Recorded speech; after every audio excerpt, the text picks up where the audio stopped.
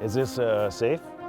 Yeah, a lot of people are terrified of this bridge. I would think this would be like a senior picture bridge. It is. There's a ton of senior pictures on this bridge. We were in the Iowan for like swinging bridges in Iowa. We were the most underrated. Hold on.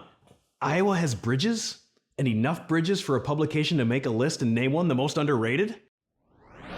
Hey, I'm Cory Hepola. I grew up in a small town, but since I was 8, all I ever wanted was to move to a big city and work as a TV news anchor in Minneapolis, Minnesota.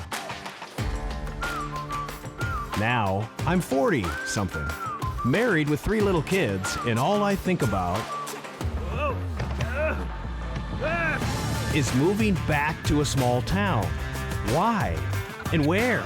And what do I really know about rural living? I was going to find out. I'm from Minnesota, and we really don't think about Iowa at all. I mean, there's a border battle rivalry, so we're always competing and comparing. For instance, Minnesota is known as the land of 10,000 lakes. Beautiful drone shot. And my stereotype of Iowa is it's flat with corn.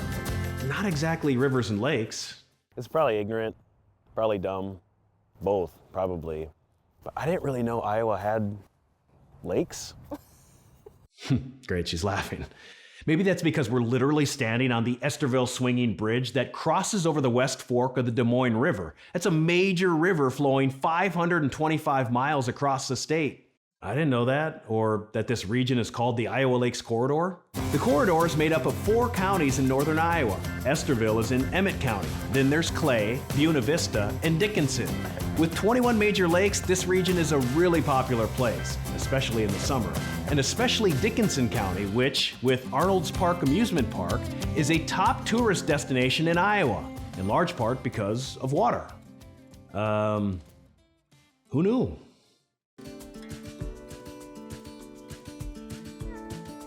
Hey, how's it going? Cory. Carrie. Hey, nice to see you. Likewise. This is Cary Belgrave, and this is his shop, Medlar Coffee. How does somebody from Barbados get to Spencer, Iowa? I was at a really good place in my life where I felt like I just needed a break from my career. Connected with some really old friends who were basically like family to me at that time, and they had just moved to Iowa. They were like, oh, this is a beautiful little town in Iowa. So at 25 years old, without ever stepping foot in Spencer or even Iowa, Cary left his family in Barbados, that tiny little island in the Caribbean, to move to Spencer, Iowa. The differences just adds to life. We're expressing things differently to start with, but now I get to appreciate it from a different perspective. I might celebrate this way because culturally this is how we always did it because that's us, but I'm now learning to appreciate yours, whereas like, oh, okay, they do it this way.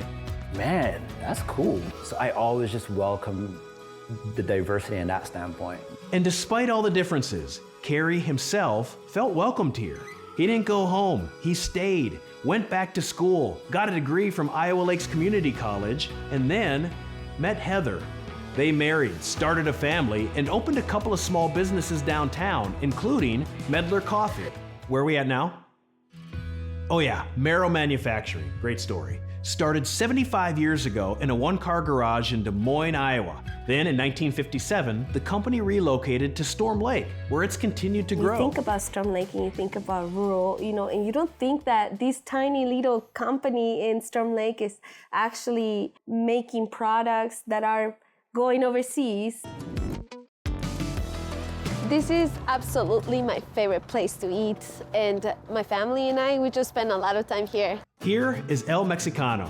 So they have been nominated a minimum of 3 times, like the best tacos in town.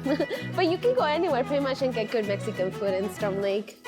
Go anywhere for good Mexican food? In rural Iowa? Storm Lake is in Buena Vista County. That's about 40 miles south of Spencer. It's only about 11,000 people, but it's the most ethnically diverse city in all of Iowa.